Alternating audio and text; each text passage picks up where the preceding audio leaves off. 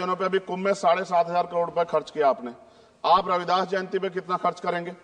आप 14 अप्रैल को डॉक्टर बाबा साहब अम्बेडकर जिनकी जय जयकार होती है उन पे कितना खर्च करेंगे? और उनके विचारों को आगे बढ़ाने के लिए आप क्या सहयोग करेंगे? ये सवाल बहुत बड़ा है।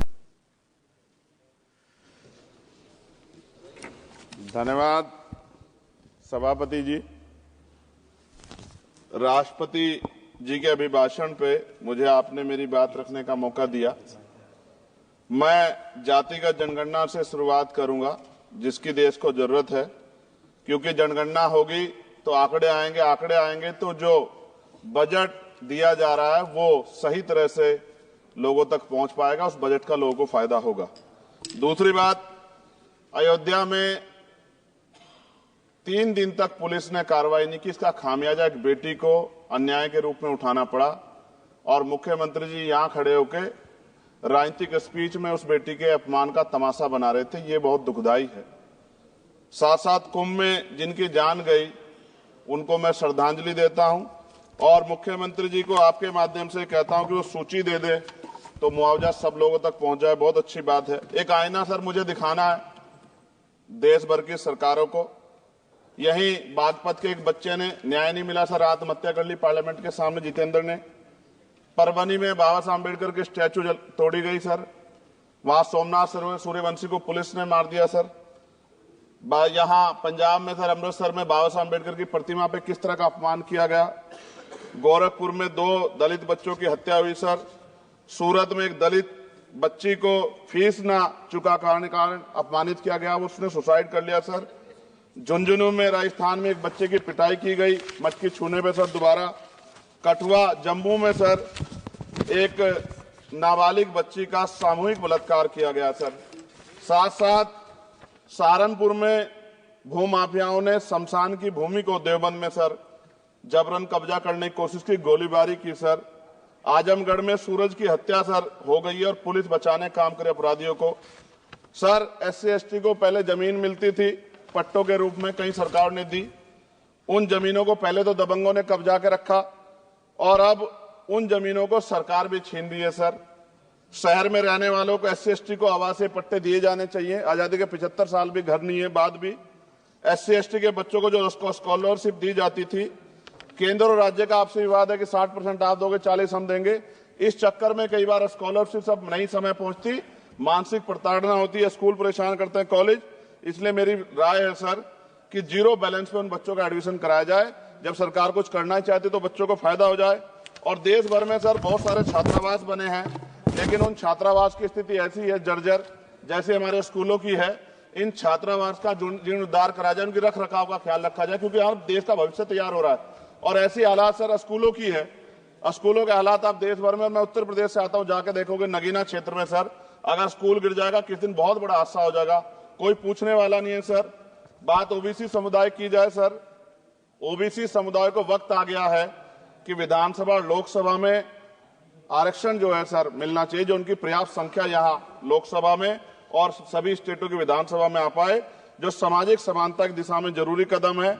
OBC को भी SC ST की तरह सर प्रमोशन रिजर्वेशन मिले। OBC आरक्षण में जोड़ा गया सर असंवैधानिक है, क्रीमी लेयर उसको खत्म किया जाए।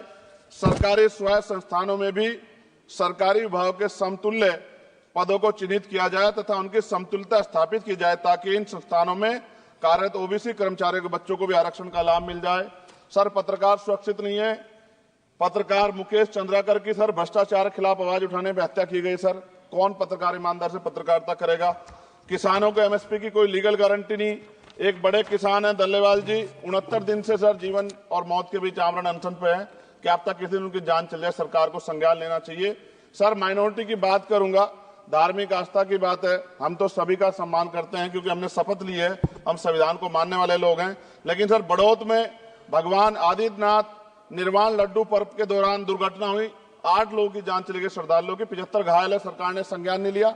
अयोध्या की तरह उनको मुआवजा दे देते तो उनके मन में भी जो माइनॉरिटी है पीड़ा जो है वो खत्म हो जाती। न्यायालय द्वारा पारित आदेश के बावजूद जैन समाज को जैन महातीर्थ गिरनार जूनागढ़ गुजरात पे पूजा करने रोका जाए, जो उनके मौलिक अधिकार का उल्लंघन है सर।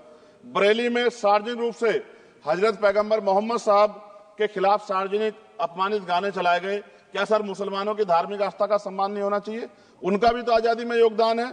और इनको अपराधियों किसका संरक्षण की खुलेआम इस तरह गाने बजा के अपमानित कर रहे हैं।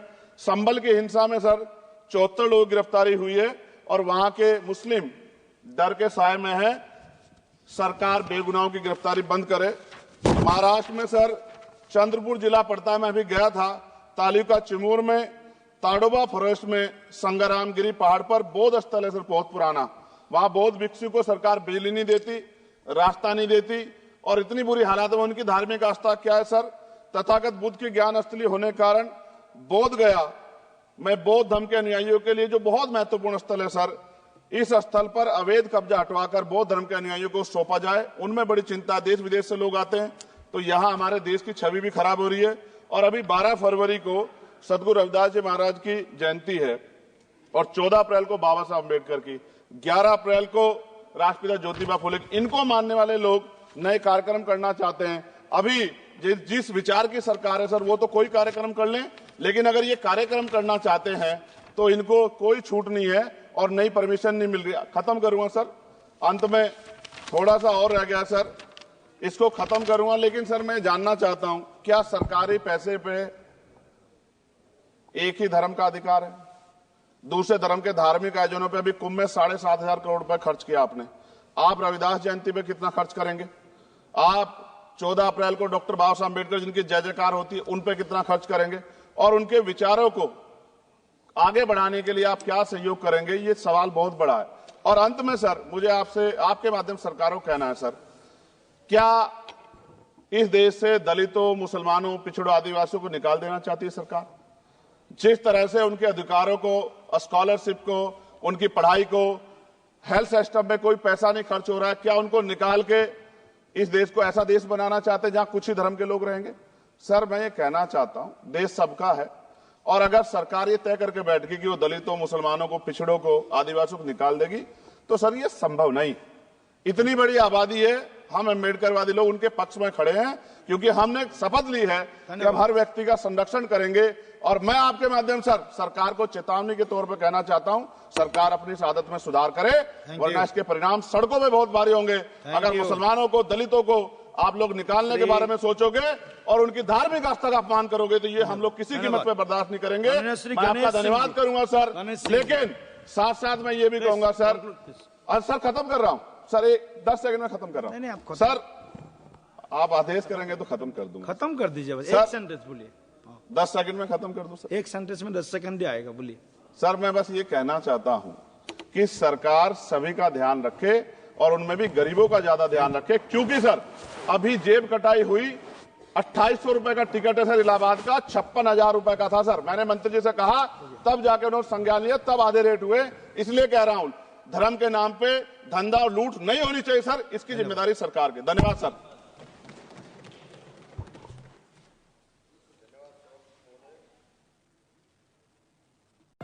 हेलो, कहां जा रहे हैं? ऐसे ही इंटरेस्टिंग वीडियो देखने के लिए आप हमारे चैनल को लाइक करें, सब्सक्राइब करें और शेयर करें। यदि आप फेसबुक, इंस्टाग्राम और ट्विटर पर देख रहे हैं तो डिस्क्रिप्शन में लिंक है, उसे भी जाकर फॉलो कर लें। धन्यवाद।